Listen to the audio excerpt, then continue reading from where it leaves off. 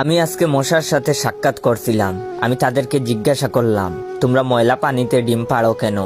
মশা বলল, কারণ ভালো পানিতে ডিম পারলে মানুষ সিদ্ধ করে খেয়ে নিতে পারে। আমি তাদেরকে জিজ্ঞাসা করলাম, মশার কোয়েলে তোমরা মরো না কেন? মশা বলল, আমরা যদি মরে যাই তাহলে কোয়েলের ফ্যাক্টরি বন্ধ হয়ে যাবে। আমি আবারও তাদেরকে প্রশ্ন করলাম, তোমরা মানুষের কানের কাছে এসে জ্ঞান জ্ঞান করো কেন?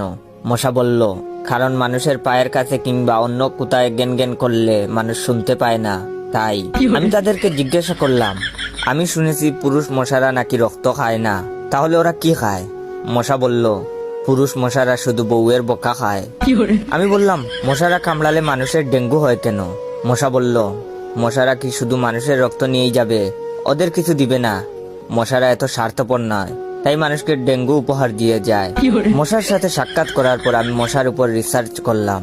মশা অনেক ধরনের হয়, যেমন পড়তে বসলে যে মশায় কামড়ায় তারা হলো অশিক্ষিত মশা, খেতে বসলে যে মশা কামড়ায় তারা হলো ক্ষুধার্ত মশা, ঘুমানোর পর যে মশা কামড়ায় তারা হলো কাপুরুষ, জেগে থাকা অবস্থায় যে মশা কামড়ায় তারা সাহসী, মশারির মধ্যে যে মশা কামড়ায় তারা হলো অতিরিক্ত শেষরা, মাঝরাতে যে মশা কামড়ায় তারা হলো সিঙ্গেল, টয়লেটে যে মশা কামড়ায় তারা হলো নির্লজ্জ, দিনের বেলা যে মশা কামড়ায় তারা একটা ছোট লোক। আমার এই ভিডিওটা দেখার সময় আপনাদের যেই মশাগুলো কামড়াইতেছে ওইগুলো হলো প্রতিবাদী মশা।